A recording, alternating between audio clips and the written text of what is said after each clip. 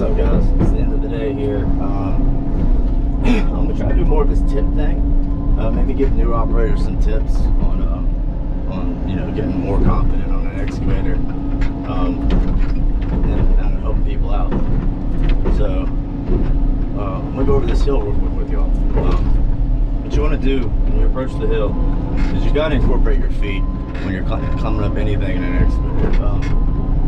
I mean, if it's big enough or a small enough hill, you really don't need to, but it's just a good idea to go ahead and get good feet control just down. It's never going to be a bad thing in the future. Being able to control it, forward and back, it is what it is. You're going to have obviously more control going forward because it's easier to push down on your toes than it is to push down on your heels. What you want to do is approach the hill. This isn't a big hill, but it's an example. This could be as big of a hill as you can imagine. I mean, so this hill, I'd say it's probably 7 feet maybe. This is a big machine, so the hill doesn't look too bad. So you want to get to the hill, approach it, and just slowly start going up. Bucket like this is fine. Once you get to a crest, I don't think like this, when your bucket too far back, you will flip back. Go ahead, put your bucket down in front of you. Get a little bit of grip. You don't have to get grip. It depends on the grade you're working with. If you don't really mess up the grade, you can literally just leave your bucket like that. It'll act as a weight so you don't flip back. But it's a good habit to get into. Go ahead and get that bucket down. So as you push forward with your feet, pull them back with your boom, and then you want to reset like that. Because if not, you'll push yourself all the way in the air. So reset yourself, and then pull forward.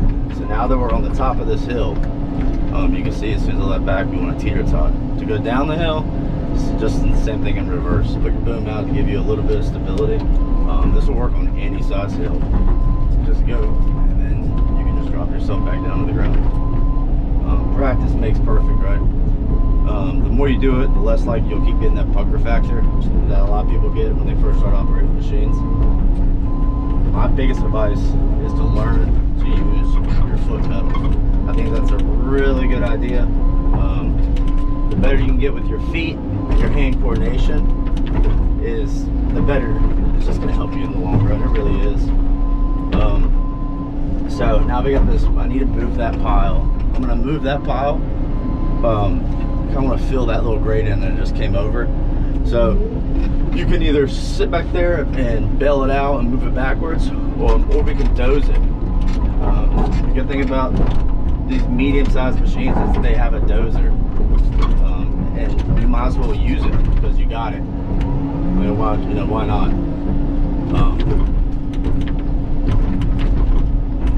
I love a dozer. I think having a dozer on an excavator is just perfect. So we want to say we want to push this pile right here. You'll notice that when we're trying to push this with just the dozer blade, we're going to slowly start losing steam because it's a pretty big pile. So the tracks are going to start spinning and we're going to be losing steam here. What I like to do in this situation, same concept as reaching over. You don't got to go far. You're not going to get it all the way down. But if you go ahead and put your blade in, get control in your dozer, use your machine to actually pull you forward to be able to push a little bit bigger of a pile. You kind of eat your way through it. You'll find that nice sweet spot, a little bit more pressure on the ground on the bucket, and you'll start to slowly get the result. Keep going. You can drop down a little bit. It's just like bulldozing at this point. Go and back it up. In my opinion, this is by far the fastest way to doze a big pile, at least. So we'll go until we start getting that resistance. Now we can't go anymore. Go ahead and push a little more. Controlling the pressure that we're putting down on the bucket is going to control how much dirt we're allowed to push at one time.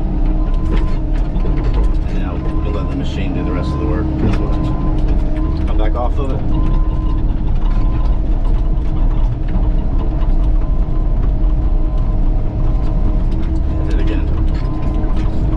Let the machine do it until I can't do it anymore, and then you can incorporate that technique of using your machine to go ahead and push yourself forward.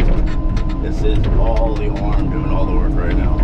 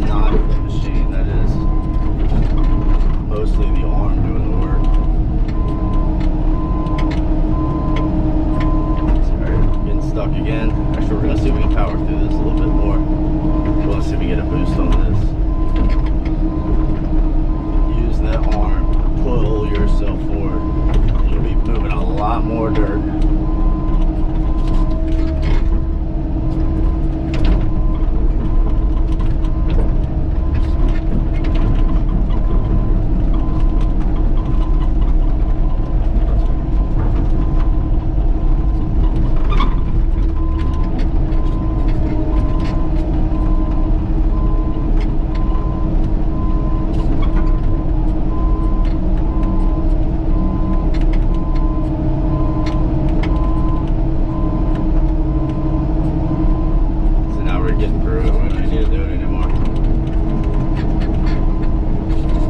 Just like that.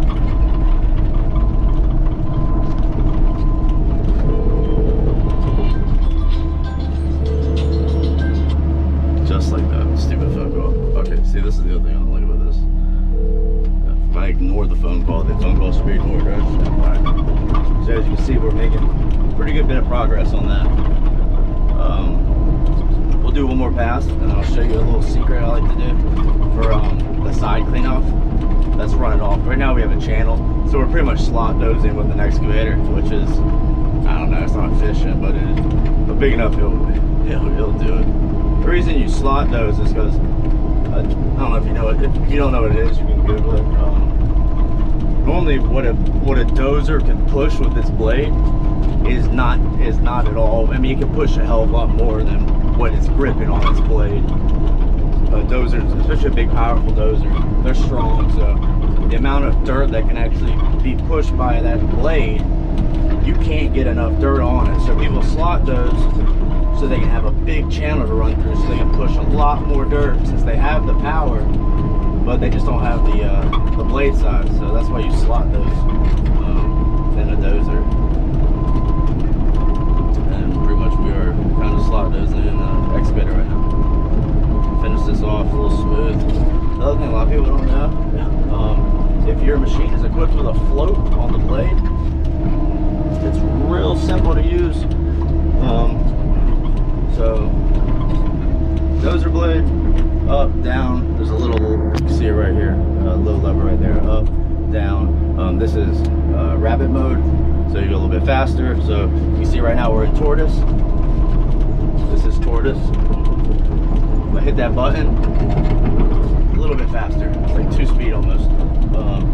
But on the blade itself, it's a float. So you can normally tell by looking over here on here if it has a float system. And if you're wondering what that little wiggly line is, the float. So all you want to do is, like I said, push down for the blade to go down. Push this all the way down to the ground. And what that's going to do is it's going to put that dozer pretty much on free. So it's only going to be with the weight. So you see as I push up, it goes down, because all it is it's pretty much freed up those hydraulics. So they're kind of just floating. So the blade itself is just floating on the ground right now. And so on a back drag, you can get a smoother finish on a back drag by putting it in float mode.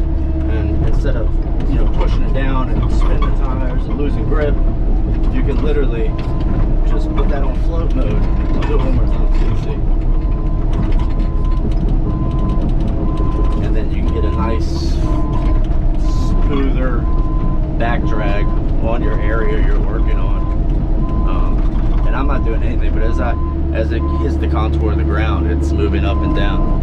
It doesn't work good forward, because what will happen is it'll just dig you down. I don't know if you can see how smooth that is. It's really kind of hard to tell on the camera, but that's all that is from the float mode. It's like it's almost perfect, not that much work involved, just pushing this thing all the way down to get that to float. But the last thing I'm gonna go over real quick is when you do this, you have a channel. Now you see how you start to incorporate a lot of side fill on both sides. And if you want to flatten that out, the way I like to do it, instead of, you could easily just go over there and keep pushing and make this that bigger and that whatever. But try not work on this because it's a pretty big pile. That's a lot of dirt we just got that quick. Let's see. It would really work better on this side, but I don't know if you can see that very well. You're not going to see that. I'll do it on this side.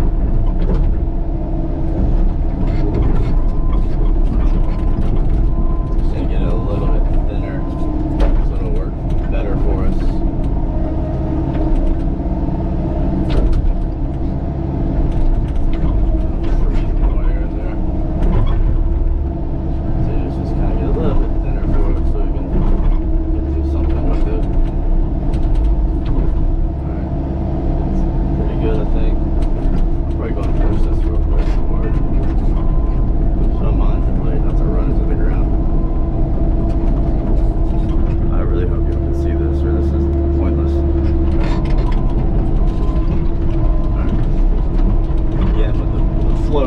back. And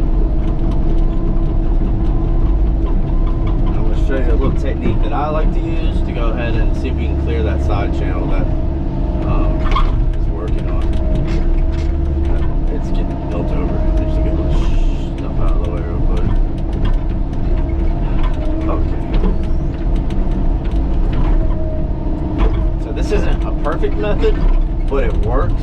And it, when you do it, and somebody watches you do it, like, oh man, that's pretty smart. But it's really just kind of common sense. If you need a bigger blade, make a bigger blade, pretty much. So what we're going to do is get to this channel that we need. So right now we have this nice and smooth, and now I want to get to the little hump that's from the side push. I'm going to get up to it. Blade's not going to go down all the way to grade, because what's going to happen is we're going to lose, or we're going to build up a little bit of grade. If I hit one more fucking piece of crap tree, it's just sitting in the dirt.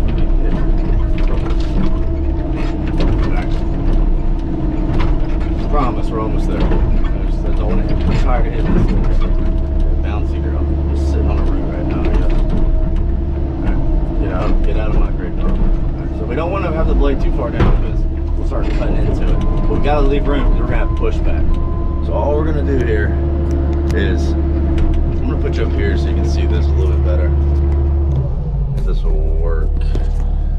Is that magnetic? I think it is. Yeah, it's magnetic. Yeah.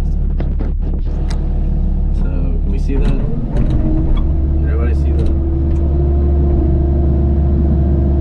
Yeah, so this is our, right here's our nice smooth, and this is our excess we push. So what I like to do is you get up to it, put your blade down, whatever, blah blah blah. And then that's your pushback you're going to continue to have. So what I like to do is take my bucket, actually articulate if you can.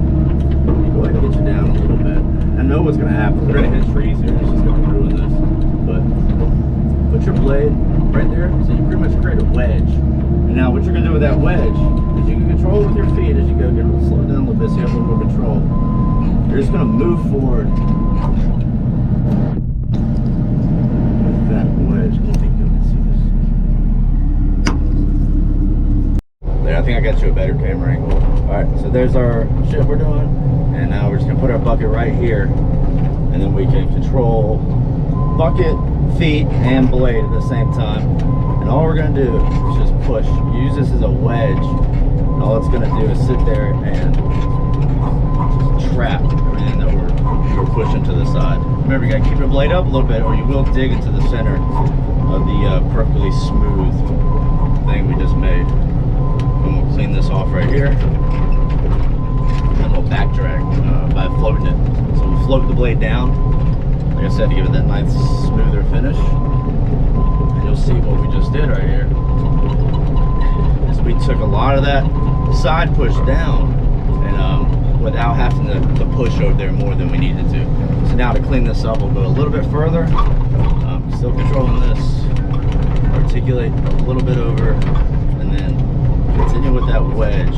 It really helps when you're not running over trees and crap, because that really just throws everything off. But for demonstration purposes, first of all, nothing's ever perfect in the world. So, or at least in excavating. Alright, I'm just gonna run forward now. You see, it's connecting, it's collecting, and it's just, instead of having to do so many different passes, I don't know, it works for me. I know I'm not very good at explaining this crap, but you can see what I'm talking about.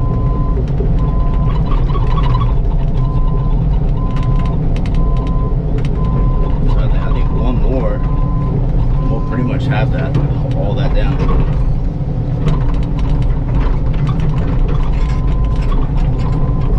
You can push this down further so you have more bite.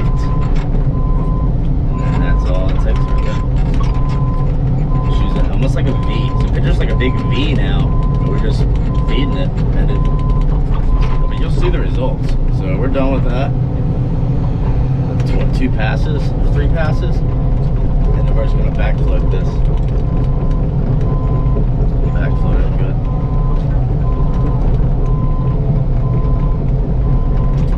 And you'll see the results, or you know. There. Now you can see the results. See that? How good that is. So we just pushed a lot of dirt graded out a lot, rough grade in a very little time. And then now we're, you know, kind of setting a rough grade with an excavator as a dozer. I think it's pretty cool for me, at least. Right now everything's on backflow, so nice and smooth. No inputs for me on the blade control right now. Just letting the weight of the blade do itself. You're not gonna be able to see this one, but hold on, let's see if I can. I don't know if you can see it or not, but it's the same concept. It's just the other way.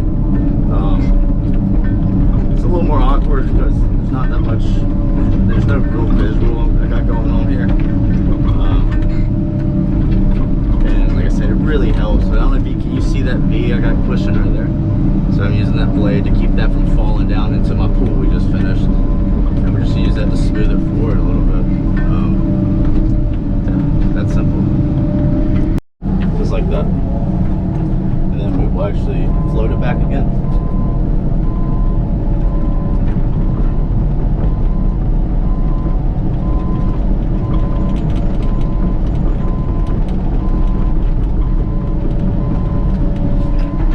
That we took a big pile of dirt and made it into a pretty good rough grade. That the people can use to do what they gotta do. But I appreciate you watching, guys. If you could share and subscribe to this, that'd be great. I would love to get to 500 subs before Christmas. That'd be a great Christmas present for me. Serious. Be awesome. Really would be.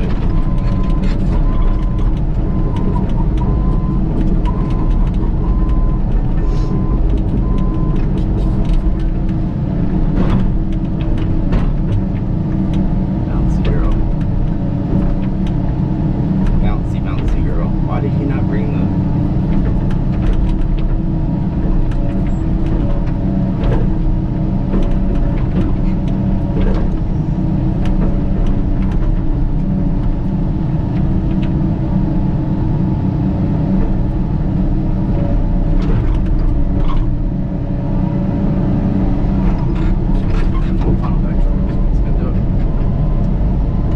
Guys, thanks for watching. Subscribe and share this, and have a good night, day, whatever. I'll see you next time. Love you all.